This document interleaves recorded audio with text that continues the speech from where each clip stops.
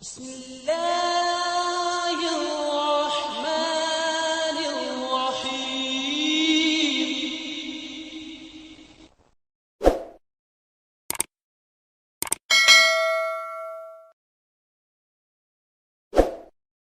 سر میں تو ویسے پوچھ رہا ہوں کہ ہمیں پتہ چل جائے تاکہ معین ہو جائے۔ آپ نے بتایا کہ پارلیمنٹ میں قادیانیوں کی شکست، اس طرح کا ٹائٹل آپ نے بتایا ہے، تو وہ کس کی لکھی ہوئی کتاب ہے؟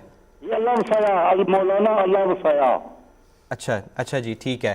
تو اس حوالے سے آپ کیا جاننا چاہتے ہیں خان صاحب؟ میں آپ کو بتانا چاہتا ہوں کہ آپ کہتے ہیں کہ وہ انصاف نہیں ہوا تھا۔ جی فرمائیں۔ اگر یہ کتاب آپ احمدی دوست پڑھیں تو آپ کو مکمل جانکاری ہو جائے گی۔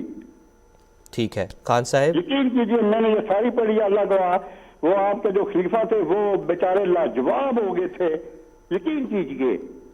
تو ٹھیک ہے، وہ ایک بار ٹھیک ہے خان صاحب، جزاک اللہ۔ خان صاحب نے ایک کتاب کا حوالہ دیا، اس کے اوپر تبصرہ فرما رہے تھے، اس کے بارے میں کچھ بتا دیں۔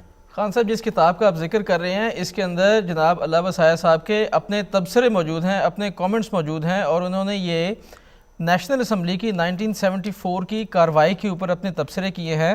بنیادی بات یہ ہے کہ اگر 1974 کی اسمبلی کے اندر تمام فرقوں نے مل کر علمی رنگ میں اور قرآن و حدیث کے دلائل کی روشنی میں اور قرین انصاف جماعت احمدیہ کو غیر مسلم قرار دیا، تو یقیناً یہ اسلام کی ایک بہت بڑی خدمت تھی، اور اس کو عوام کے سامنے ایک مارکۃ الآراء حیثیت حاصل ہونی چاہیے، اور اس کارروائی کو عوام کے سامنے پیش کرنا چاہیے اور بتانا چاہیے کہ یہ دیکھیے 1974 میں پاکستان گورنمنٹ کو اور علماء کو اسلام کی اتنی بڑی خدمت کرنے کا موقع ملا۔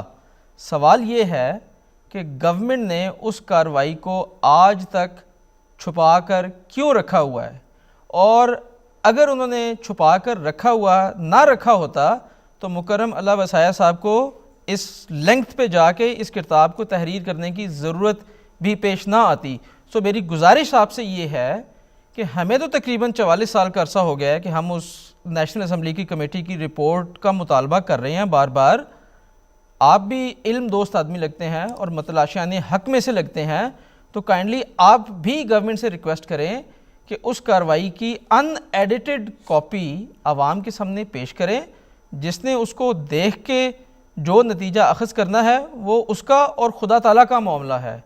جس کتاب کا آپ ذکر کر رہے ہیں، اللہ وسعہ صاحب جماعت کی مخالفت کے اندر پیش ہیں، اور ظاہری بات ہے جب مخالفت میں پیش ہیں تو وہ ہر لفظ ہمارے خلاف ہی لکھیں گے، اپنے تبصرے کی بنیاد پہ لکھیں گے۔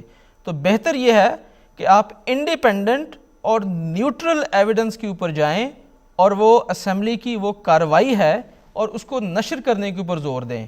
آپ بھی زور دیں، ہم تو خیر کوشش کر ہی رہے ہیں، جب عوام کے سامنے آ جائے گی تو عوام خود اس کا فیصلہ کرے گی۔ تو یہ جو مصنف ہیں اللہ وسعہ صاحب، کیا یہ اسمبلی کے رکن تھے، اس میں شامل تھے یہ؟ جی بالکل اسمبلی کے رکن نہیں تھے، ان کی کوئی سیاسی حیثیت نہیں ہے، یہ ان کی اگین ایک مذہبی حیثیت انہوں نے خود لی ہوئی ہے، اور جماعت کی مخالفت کے اندر یہ پیش رہتے ہیں۔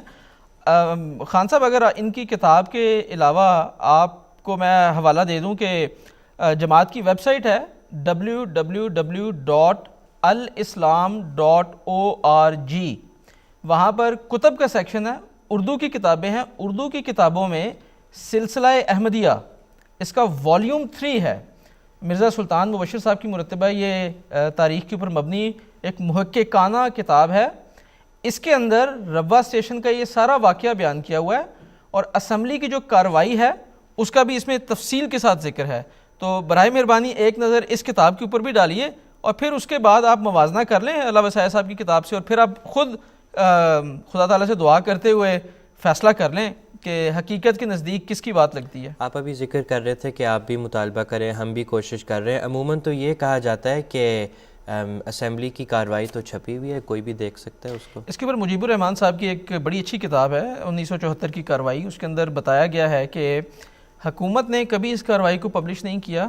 کچھ عرصہ پہلے، چند سال پہلے، ایک کینیڈین اسٹوڈنٹ تھے جنہوں نے اپنے ریسرچ پروپوزل کے لیے پاکستان گئے اور اس رپورٹ کی کاپیز انہوں نے حاصل کرنے کی کوشش کی, نیشنل اسمبلی سے کانٹیکٹ کیا, رپورٹس ان کو نہیں دی گئیں. پھر انہوں نے ایک ریٹ پٹیشن فائل کی. اس ریٹ پٹیشن کے نتیجے میں عدالت نے گورنمنٹ کو یہ حکم دیا کہ آپ اس گورنمنٹ کی رپورٹ کی کارروائی کو پبلش کریں. گورنمنٹ نے بادل ناخواستہ رپورٹ کو ہیویلی ایڈیٹڈ فارم کے اندر پیش کیا. اب بنیادی بات اس میں یہ ہے کہ جو بھی اس کا ورژن انٹرنیٹ کے اوپر موجود ہے اس کا آغاز ہی وہاں سے ہوتا ہے کہ جہاں پر جماعت احمدیہ نے اپنے محضر نامہ جو پڑھ کے حضرت خلیفۃ مسیح ثالث رحمہ اللہ نے 22 اور 23 جولائی کو نیشنل اسمبلی کے سامنے پڑھ کے سنایا, اس کا کوئی حصہ اس رپورٹ کے اندر نہیں ہے, جبکہ وہ جماعت کا سارا ایک موقف تھا. اس رپورٹ کے اندر جو شائع شدہ ہے اس کے اندر یحییٰ بختیار کی اگین ہیویلی ایڈیٹڈ وہ جرح ہے, اور اگر آپ اس جرح کو بھی دیکھیں تو اس میں سے تو ایک سوال بھی ختم نبوت کے اوپر نہیں ہے. تو اگین جو تاثر لیا جاتا ہے کہ یہ رپورٹ ایڈیٹڈ شائع شدہ ہے, شائع شدہ ضرور ہے لیکن ہیویلی ایڈیٹڈ ہے.